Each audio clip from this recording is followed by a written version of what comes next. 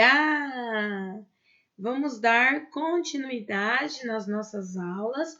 Hoje nós iremos fazer a aula 11, que tem como título principal El Apócope. El Apócope, embora a palavra seja um pouco diferente, né, estranha, por assim dizer, é algo da gramática muito simples. Então, para introduzir o tema, a apostila de vocês está introduzindo com La Catrina, um ícono em la cultura popular mexicana. Eu não só acho, como eu tenho certeza que em algum momento vocês já estudaram, né, La Catrina, ou ao menos já viram. Aqui na sequência tem uma história, né? Tá falando sobre essa cultura. É uma leitura rápida, uma leitura simples, né? Que vocês têm condições de entender sem a necessidade da gente estar traduzindo, que é o que nós estamos aí reforçando cada dia mais, né? É deixar este hábito de ler traduzindo. Então, prestem bastante atenção na leitura. Katrina tiene 104 años y está más viva que nunca. En México fue creada por artistas mexicanos como símbolo de la miseria y los errores políticos y como una crítica burlona de la situación del país y de las clases privilegiadas. Hoy, calaveras vestidas con robas de gala, bebiendo pulque, montadas a caballo, en fiestas de la alta sociedad o de barrio, son las figuras muy típicas de la cultura mexicana en el Día de Muertos. Se volvieron populares entre la población durante los gobiernos de Benito Juárez, Sebastián Lerdo de Tejada y Porfirio Díaz, y tiene como objetivo hacer con que nos recordemos que incluso los ricos se enfrentarán algún día a la muerte y que ella es igual para todos. Posada se convirtió en el primer artista por excelencia de calaveras. Sin embargo, fue Diego Rivera quien, inspirado en el personaje de Posada, creó la Catrina, como lo conocemos hoy, una calavera con ropa elegante, pintada por primera vez en su mural. Sueño de una tarde dominical en la Alameda Central. La Catrina fue creada a la imagen del Catrín, un hombre elegante y bien vestido, el cual iba acompañado de alguna dama con las mismas características. Este estilo fue clásico de la aristocracia de fines del siglo XIX y principios del XX. Depois, aí na sequência, né, nós vamos ver a associação que foi feita com o texto com o assunto do apócope, que é o que nós vamos estudar agora. Então, diz assim, ó, en el texto conocimos un poquito sobre la cultura mexicana con el personaje Catrina. Fíjate que en él hay algunos términos destacados que sufren apócope, que es lo que vamos a estudiar ahora. Se define el apócope como la pérdida de una o varias letras al final de una palabra. Esto se produce en algunos adjetivos o adverbios cuando van delante de un nombre, de un numeral, de un adjetivo o de un adverbio. Veamos. Casos en que nosotros tenemos un nombre, un sustantivo, masculino singular. Si yo quiero poner una de estas palabras delante de un nombre masculino singular, yo tengo que cambiar para la forma apócope. Entonces, si yo tengo la intención de poner en mi oración la palabra bueno, la forma apocopada que debo utilizar delante del nombre masculino singular es buen. Apenas yo voy a quitar la O. Malo, mal. Primero, primer. Tercero, tercer. uno, um. Alguno, algum. Ninguno, nenhum. Santo, sã. Duas observações. Quando alguno e ninguno perdem o O aí da palavra original, nós devemos, nesses dois casos, colocar um acento na vogal U. Então, fica algum e nenhum. Porque com essa supressão, né, com essa retirada, com essa pérdida pela vogal, nós outros vamos a ter uma palavra aguda, né? Então, é por isso que vamos colocar aí o acento, certo? Depois, no finalzinho desta aula, vocês vão escrever palavras usando estas formas já apocopadas, certo, turma?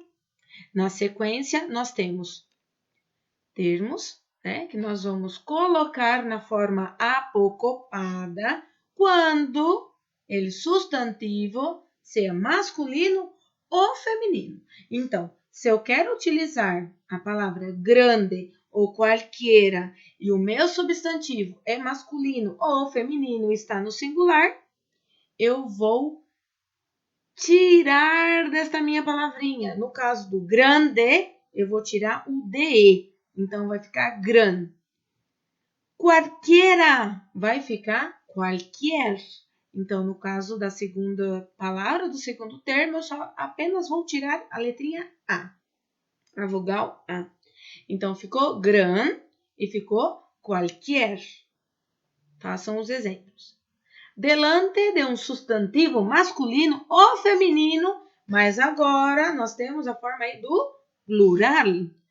Se eu quero usar o numeral, né? No caso 100, como que eu vou escrever se eu tiver um substantivo masculino e feminino, plural, 100? Eu vou tirar o to. E se eu tiver qualesquiera? Ó, é diferente. O de cima era qualquiera. O de baixo é qualesquiera. Eu vou tirar apenas o A. Vai ficar qualesquier. Então, o primeiro fica 100 e o segundo fica qualesquier. Uma observação importante. O numeral 100, quando ele estiver unido aí com os decimais, né? Ou as unidades também, desde o 101, né, até o 199, em espanhol nós vamos usar a forma apocopada. Então, nós vamos usar ele escrito ciento. Então, cien, eu só vou utilizar quando o número for redondo. Quando for 100 redondo, eu uso 100 na forma apocopada. Agora, do 101 até o 199, eu vou escrever 101, 102, 125, 147, 178, 189, 191 e assim por diante. Isso vai servir também, ó, aqui em cima, para o número 1, certo? Então, por que que isso acontece? Porque, ó, eu só vou usar o 100 antes de um substantivo masculino ou feminino plural. Então, não é o caso, por isso que eu uso dessa forma, certo? Então, uma observação importante. Bom, o último aqui, delante de um adjetivo ou de um advérbio. Se eu quero utilizar tanto ou quanto.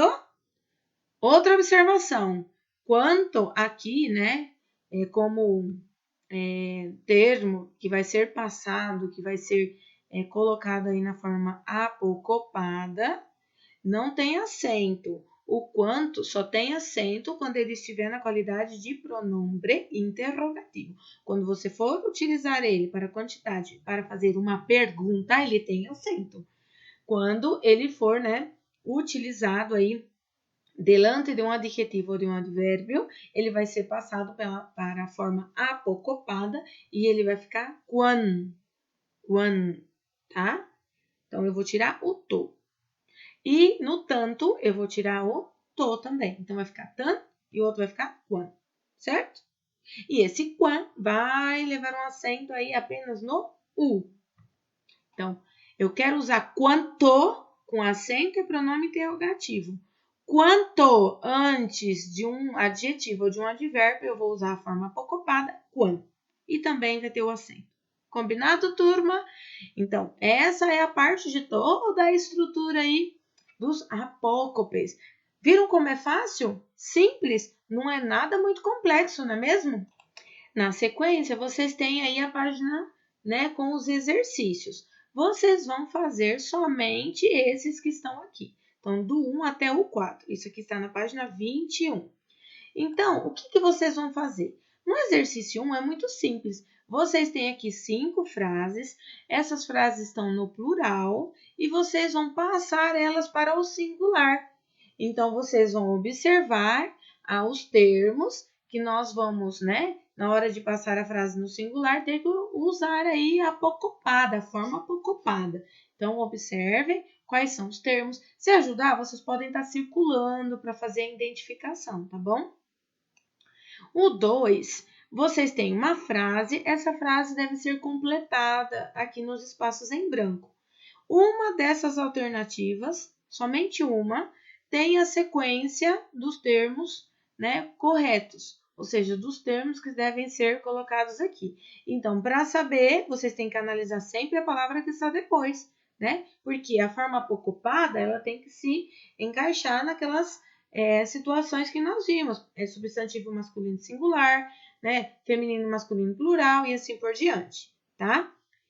E depois, o exercício 3, né, de acordo com essa regra aí que nós vimos nos apócopes, vocês vão marcar a alternativa que está correta. Então, os termos estão em destaque, vocês vão olhar o que tem depois, vão analisar a classe gramatical que é, se está dentro do contexto que deve ser colocado, certo? E o 4 aqui, né, é só de marcar também, e vocês vão marcar a opção em que o apócope está sendo utilizado de forma correta, certo? Simples, né? Então, façam com bastante atenção, é muito utilizado. Na verdade, os apócopes, né, no espanhol, a gente usa muito e a gente acaba fazendo de forma correta por praticidade, por uso. Só que agora nós tivemos a oportunidade de ver que isso faz parte do quê? De uma regra. Certo, turma? Então, por hoje nós encerramos aqui.